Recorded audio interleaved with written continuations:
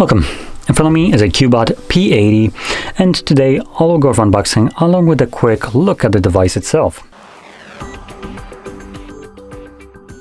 So let's just get straight into it. Getting our way into it, we have a couple information at the back, which I'm going to ignore for now. I prefer to kind of talk about it once I have the phone in hand.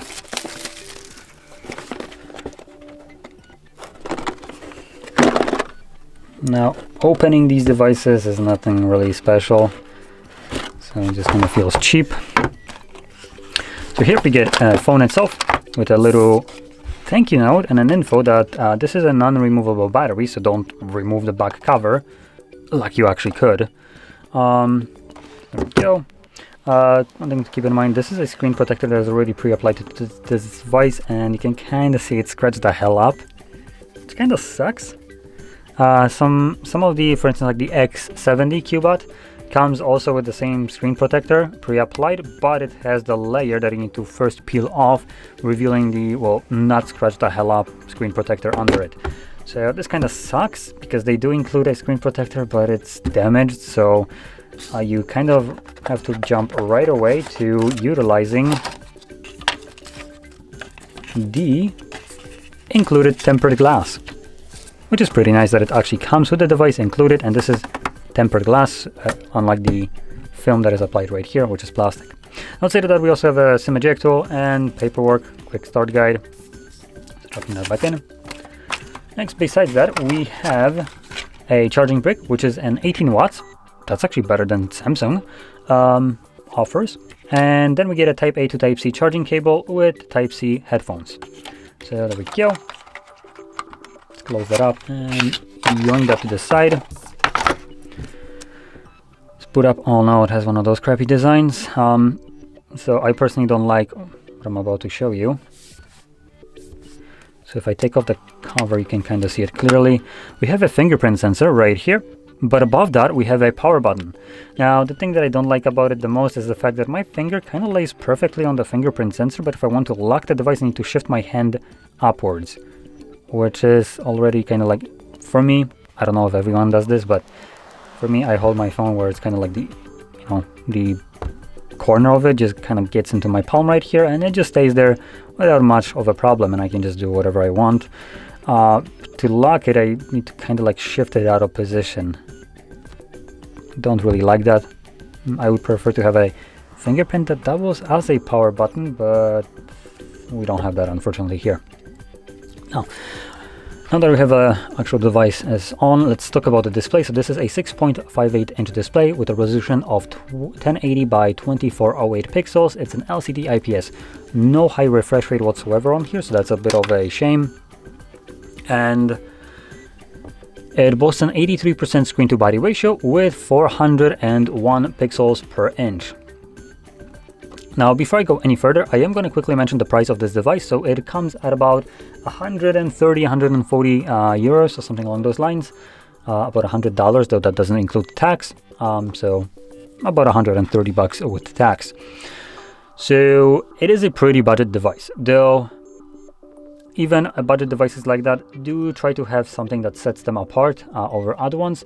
And in case of this one, it would appear that I think they want to make the battery right here to be kind of like the go-to thing. So we have a 5200 milliampere battery with 18 watt charging, which is obviously setting it apart from other devices like the X70 or the King Kong Mini 3 or Note 50, which all have about the same kind of price tag, but those charge much slower compared to this one.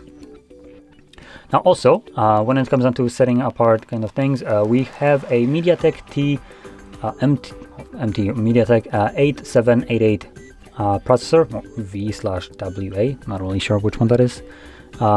So if I'm correct, this is probably going to be also a okay processor in here. Okay for the price, I do want to specify that. As a processor compared to like the entire lineup of processors, it's bare bones. It's the bare minimum that it can get, or a little bit above that.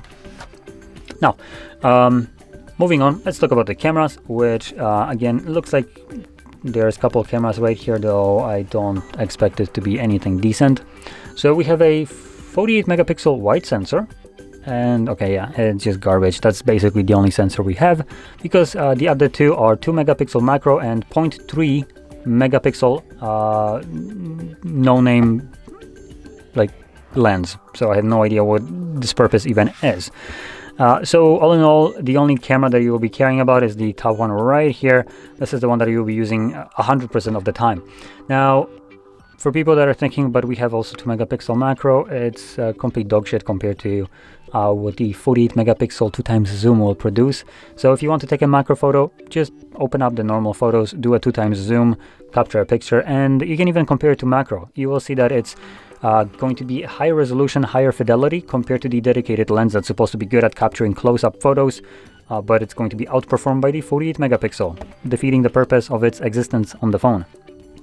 So anyway, moving on. When it comes again back to the internals, we have 256 gigabytes of storage with 8 gigs of RAM, or half a terabyte also with 8 gigs of RAM. Now that can be expanded using an SD card, so you have the choice of having 2 different SIM cards or 1 SIM card and 1 SD card, which is pretty nice to have. And